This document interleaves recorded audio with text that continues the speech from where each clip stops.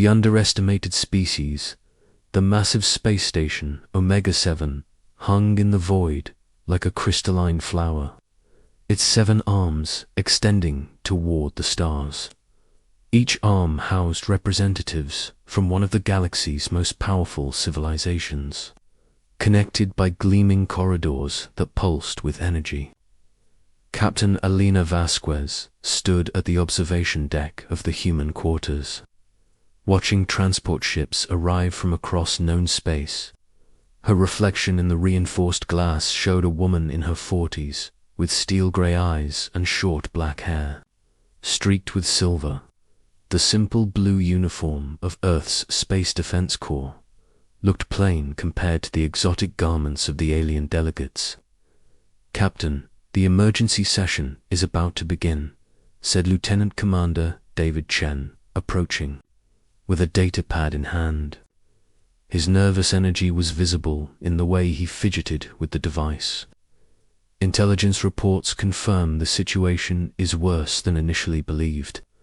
Alina turned from the window, her expression grim. "How much worse, David?" "The harvesters have awakened across 17 different systems simultaneously.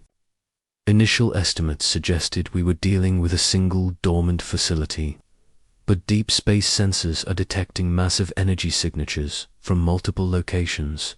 Chen's voice dropped to a whisper. "Captain, some of these sites are showing power readings that exceed the combined output of entire star systems." Alina nodded slowly. The harvesters were the galaxy's oldest nightmare, a race of sentient machines that had vanished 10,000 years ago after stripping entire sectors of all organic life. Most species had relegated them to myth and legend, but human archaeologists had been studying their ruins for decades. What they had discovered was terrifying in its implications. The council chamber was a marvel of engineering, a spherical room where representatives could speak to each other regardless of their species' environmental needs.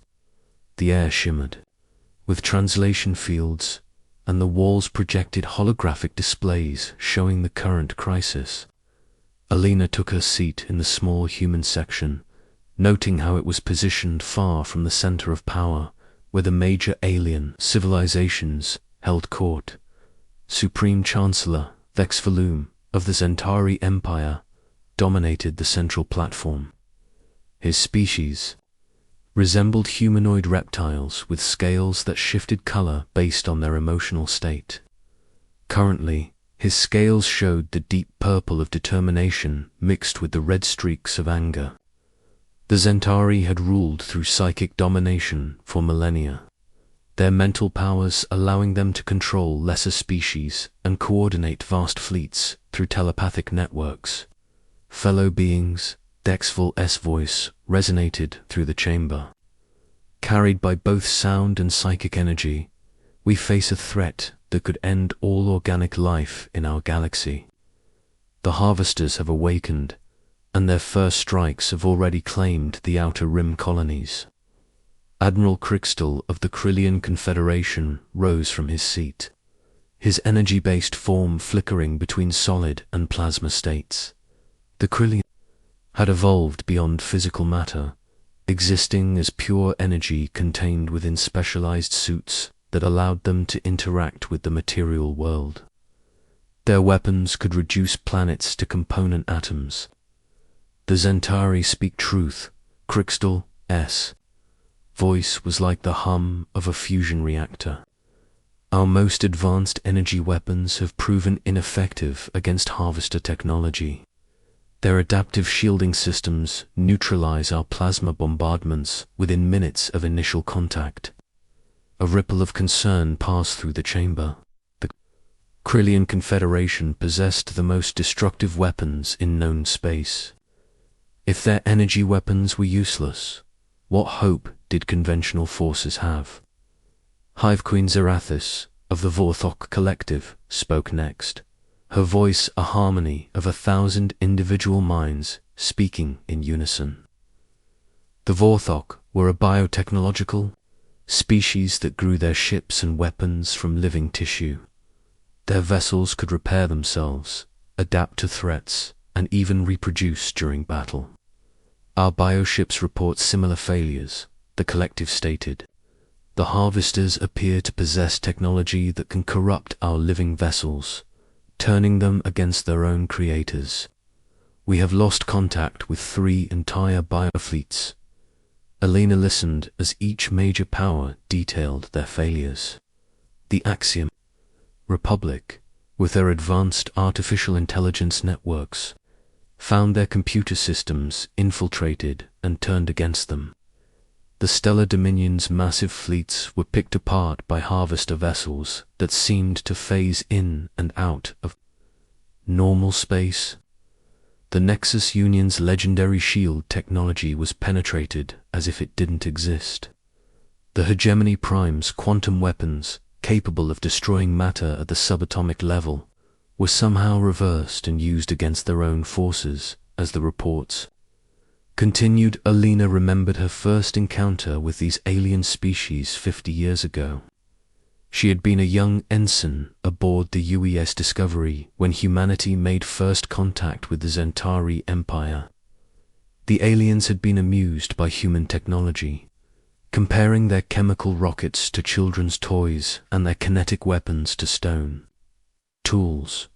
The cultural exchange programs that followed had been educational, but they had also reinforced the alien perception of humans as a primitive species that had barely mastered SPACEFLIGHT. This perception wasn't entirely wrong. Human ships were indeed smaller and less advanced than alien vessels. Human weapons relied on accelerating physical projectiles rather than manipulating exotic energies. Human computers used quantum processors, while aliens had moved beyond the need for physical computing entirely. By every metric that mattered to galactic civilization, humanity was at the bottom of the technological hierarchy. What the aliens didn't understand was that humans had learned to be very good at fighting with inferior technology. We must coordinate.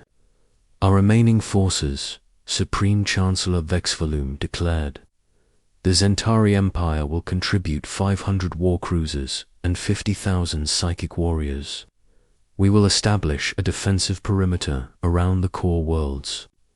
The Confederation pledges 200 energy destroyers and our mobile plasma platforms, Admiral Crystal added. Our technology may be less effective, but concentrated firepower should still inflict casualties. One by one, the alien powers committed their forces to a grand alliance. Ships that could crack moons, weapons that could ignite atmospheres, and warriors who could bend reality with their minds. The combined might of 7 galactic civilizations was being assembled to face the Harvester threat. Alina cleared her throat and stood. Earth would like to contribute to this effort as well. The chamber fell silent.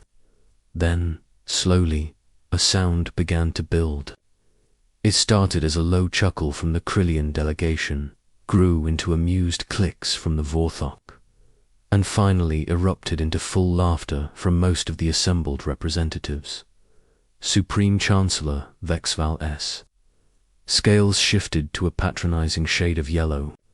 Captain Vasquez, we appreciate Earth's single quotes as ... enthusiasm. But this is a matter for civilizations with real military capability. Perhaps your people could assist with evacuation efforts. Your ships are small and fast, perfect for refugee transport. Admiral Crystal S. energy form pulsed with amusement. Indeed, leave the actual fighting to those equipped for it. Your kinetic weapons and chemical propulsion systems would be like bringing swords to a battle of gods. Alina felt the familiar burn of dismissed potential, but her expression remained calm. We have been studying harvester technology for decades. Our analysis suggests that conventional approaches may not be effective against their adaptive systems. Studying Hive Queen Zarathi's collective voice carried a note of condescension. Captain, Your species has been spacefaring for barely 50 years. Some of us have been fighting galactic wars since before your son was born. We understand the nature of technological warfare. Of course, Alina replied smoothly. Earth will be happy to assist with evacuation and supply operations. We have 200 vessels standing by for humanitarian missions. The aliens nodded approvingly. This was the proper role for humanity. Support staff for the real powers. The meeting continued for several more hours as battle plans were refined and command structures established. Alina listened carefully, memorizing every detail of the alien strategy. When the session finally ended, Alina returned to her quarters and activated a secure communication channel. The encryption was so advanced that even the Axiom Republic's AI systems couldn't break it, though they would probably dismiss it as primitive human cryptography if they noticed it at all. Earth Command, this is Captain Vasquez. Authorization, code Phoenix 77 Delta. The response came immediately. We copy, Captain. Admiral Chen is standing by. Elena's older brother appeared on the screen, his admiral's uniform bearing the insignia of Seoul Defense Command. His face was grave, but determined. Alina, what's the situation? The aliens are mobilizing their conventional forces. They're planning a direct confrontation with standard fleet tactics. Intelligence estimates suggest they'll achieve less than 15% effectiveness against harvester adaptive systems, and they still don't want our help. They've assigned us to evacuation duty. They genuinely believe we're too primitive to contribute meaningfully to the war effort. Admiral Chen leaned back in his chair. After 50 years of technological exchange, they still don't understand what makes humans dangerous. They see our weapons and ships, but they don't see our strategies. Alina nodded. They're about to face an enemy that adapts and evolves. Their response is to throw more of the same technology at it. They don't understand that sometimes the best way to fight a superior enemy is to change the rules of engagement. The Prometheus fleet is ready, Alina. 2,000 ships equipped with the new hybrid technology. We've integrated harvester principles with human engineering in ways that the aliens never imagined possible. And the other projects. Project Lazarus is operational. We've trained 50,000 operatives in deep infiltration tactics. Project Pandora has deployed quantum viruses to 17 harvester facilities. Project Nemesis has been studying harvester psychology for 3 decades. Admiral Chen's expression grew grim. Alina, if the aliens fail in their initial assault, humanity will be the galaxy's last hope. Are you prepared for that responsibility? Alina looked out at the stars, where alien fleets were already beginning to assemble. Soon, those ships would face an enemy that had destroyed civilizations when humanity was still discovering agriculture. The aliens were brave, technologically advanced, and utterly confident in their superiority. They were also walking into a trap that would cost millions of lives. I'm ready, Admiral. When the time comes, they'll learn that there's more to warfare than superior technology. They'll discover why humans have survived every extinction event our planet has thrown at us. The communication ended, leaving Alina alone with her thoughts. Outside her window, the alien fleets continued to gather, their ships gleaming with the confidence of species that had never truly faced defeat. They were about to learn that in the vast darkness of space, sometimes the most dangerous enemy was the one you underestimated. The revelation of human power. The Battle of Kepler 438 began at 0300 hours Galactic Standard Time, when the combined alien fleet dropped out of hyperspace in perfect formation. 7,000 ships from across the galaxy arranged themselves in a display of power that would have intimidated any conventional enemy. The Zentari warcruisers formed the center, their psychic amplifiers creating a telepathic network that connected every warrior in the fleet. The Krillian energy destroyers took flanking positions, their plasma weapons charging with the light of small suns. The Vorthok bioships spread across the formation like a living web, ready to adapt and evolve in response to threats. Admiral Crystal stood on the bridge of his flagship, the Eternal Flame, watching the tactical displays with satisfaction. The harvesters had awakened in this system first, using the local star's energy to power their ancient machinery. Intelligence suggested they had constructed a massive facility in the system's asteroid belt, preparing to launch their next wave of attacks against the core worlds. Enemy contacts detected, reported the Axiom Republic's AI coordinator. Harvester signatures are emerging from the asteroid field. Count is ... significant. The main display shifted to show the harvester fleet, where the alien vessels were elegant and purposeful. The harvester ships were geometric nightmares of black metal and pulsing energy. They moved with the precision of a machine consciousness, each vessel perfectly coordinated with the others in a formation that seemed to exist in multiple dimensions. Simultaneously, Supreme Chancellor Vexval's voice echoed through the telepathic network. All ships, advance to engagement range. Show these ancient machines what modern military power can achieve. The alien fleet moved forward like a wave of destruction. Energy weapons that could vaporize asteroids charged to full power. Psychic warriors prepared to assault the harvester network with concentrated mental force. Bioships began adapting their hull configurations for maximum combat effectiveness. The first exchange of fire lit up the system like a newborn star. Krillian plasma beams lanced out across space, striking harvester vessels with the concentrated power of fusion reactors. The results were spectacular and terrifying. The harvester ships absorbed the energy attacks, their hulls glowing brighter as they converted the incoming fire into additional power for their own systems. "Impossible," Admiral Crystal whispered as he watched his most powerful weapons make the enemy stronger. The energy absorption rate is beyond theoretical limits.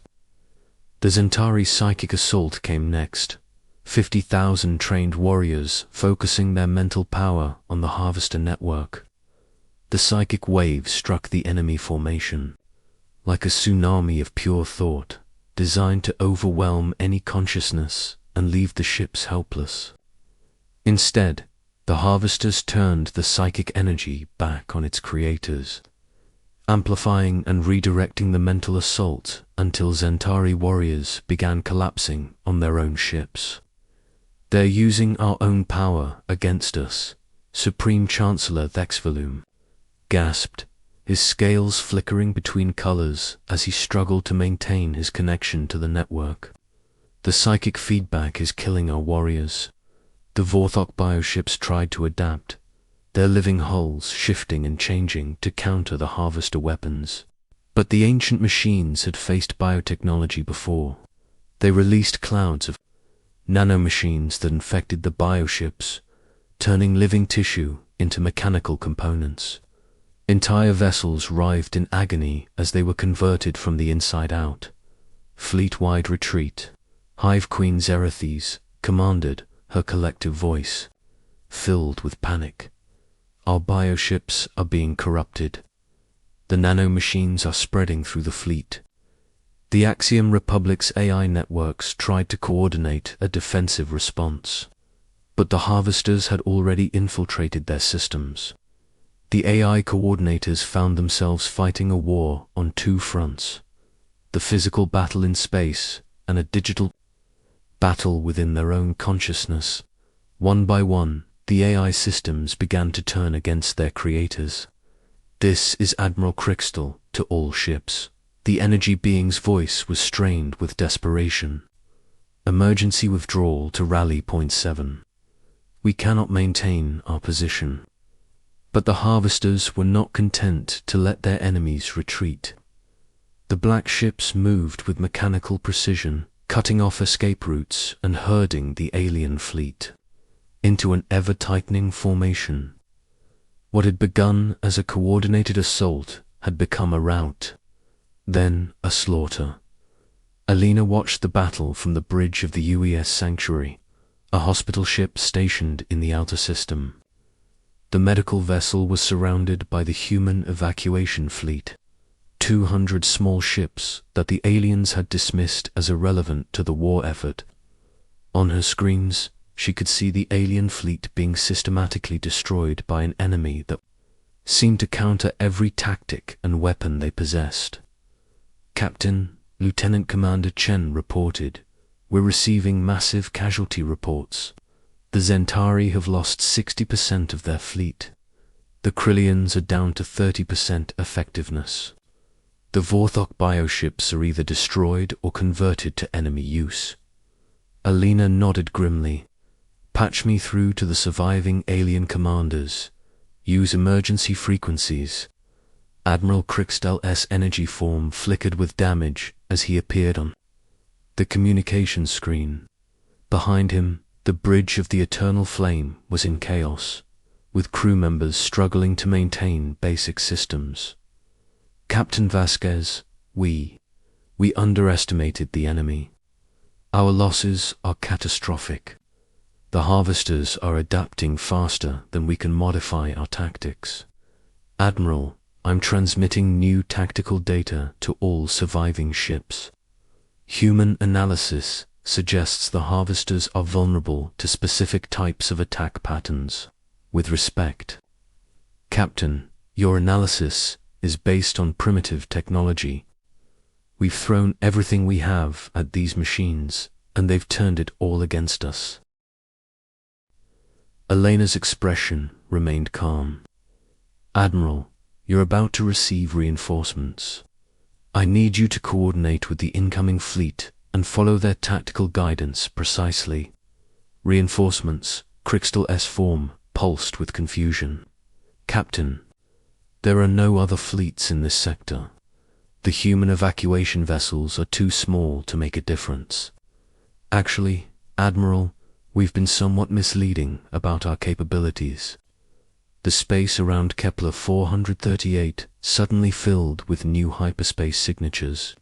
Ships began dropping out of FTL travel, but these weren't the small, simple vessels the aliens expected. The EU's Prometheus emerged first, a massive dreadnought that dwarfed even the largest Centauri warcruiser. Its hull was a hybrid of human engineering and harvester technology, covered in weapons systems that seemed to exist in multiple dimensions simultaneously. "This is Admiral Chen of the Seoul Defense Force." Elena's brother's voice came through on all frequencies. "All alien vessels fall back to defensive positions. Human forces are assuming combat control. The Prometheus fleet numbered 2,000 ships, each one equipped with technology that the aliens had never seen before. The vessels moved with a precision that rivaled the harvesters themselves, but their tactics were purely human, unpredictable, adaptive, and focused on exploiting enemy weaknesses rather than overwhelming them with superior firepower." "How is this possible?" Supreme Chancellor Vexval's voice was filled with shock. "Your species was supposed to be primitive. These ships are more advanced than anything in our fleets." Admiral Chen's response was broadcast to every ship in the system. "We've been studying the harvesters for 50 years, while you were dismissing us as primitive. We were reverse engineering their technology and developing countermeasures. We knew this day would come." The human attack began with a wave of quantum viruses, invisible weapons that attacked the Harvester network at the fundamental level. Unlike the alien weapons, these viruses were designed to be absorbed and integrated into enemy systems, where they would cause cascading failures. The Harvesters tried to adapt, but the viruses were programmed to evolve faster than their defensive systems could respond. Impossible, Admiral Crixtal whispered as he watched Harvester ships begin to malfunction. The adaptation rate is beyond theoretical limits. Not impossible, Alina replied. Just unexpected. Humans have always been good at fighting superior enemies. We learned to think like our prey, to anticipate their responses and stay one step ahead. The second wave of the human attack was psychological warfare on a scale the aliens had never imagined. Human operatives who had been secretly infiltrating Harvester facilities for decades activated simultaneously, broadcasting false commands and corrupted data directly into the machine consciousness. The Harvesters found themselves fighting not just the human fleet, but their own programming. They're inside the network, Hive Queen Zerathis observed with amazement. The humans have infiltrated the Harvester collective consciousness. The final phase of the attack was purely human, chaotic, improvisational, and utterly unpredictable. Instead of following standard fleet tactics, the human ships broke formation and began individual duels with Harvester vessels. Each human captain was given complete tactical freedom, creating a battle environment where no two engagements were alike. The Harvesters, designed to adapt to consistent patterns, found themselves unable to predict or counter the human approach. "This is insane," Admiral Crixtal said, watching human destroyers perform impossible maneuvers while engaging multiple Harvester ships simultaneously. "They're fighting like pirates, not a coordinated fleet." "Exactly," Alina replied. "The Harvesters are machines. They think in patterns and algorithms. Humans think in chaos and intuition. We're fighting a war they can't understand because we don't understand it ourselves." The tide of battle turned within hours. Harvester ships that had seemed invincible began falling to human weapons and tactics. The ancient machines tried to adapt, but every adjustment they made was countered by new human innovations. The species that had survived ice ages, asteroid impacts, and world wars proved once again that they were the most dangerous enemy any force could face. The one that refused to fight fair. As the last Harvester vessel was destroyed, silence fell over the battlefield. The alien survivors looked at their human allies with new eyes, seeing not the primitive species they had dismissed, but the descendants of apex predators who had turned warfare into an art form. "Captain Vasquez, Admiral." Crixtal S's voice was filled with wonder and respect. "How long have you been preparing for this?" Alina smiled, looking out at the stars where human and alien ships now flew together in victory formation. "Since the day we joined the Galactic Council, we knew that someday someone would threaten the peace we helped build. We've been the galaxy's secret guardian for 50 years, watching and waiting for the moment when our true strength would be needed." Supreme Chancellor Dexvol S. Scales shifted to colors that indicated profound respect. "We owe you an apology, Captain, and our species owe you their lives." "No apology needed," Alina replied. "You saw what you expected to see. That's exactly what we wanted. Sometimes the best weapon is the one your enemy doesn't know you have." The Battle of Kepler 438 marked the end of the Harvester threat and the beginning of a new era in galactic civilization. The aliens had learned that there was more to strength than superior technology. and humanity had finally taken its place as an equal partner in the galactic community. The species that had been laughed at for their primitive weapons and simple ships had proven that sometimes the greatest power came not from advanced technology, but from the willingness to fight harder, think faster, and never give up. In the aftermath of the battle, as human and alien fleets worked together to secure the system, Alina received a message from Earth Command. The text was simple: mission accomplished. Welcome to the new galaxy. She smiled, knowing that from now on, no one would ever again underestimate the species that had learned to turn every disadvantage into a weapon and every weakness into a strength. Humanity had revealed its true power, and the galaxy would never be the same.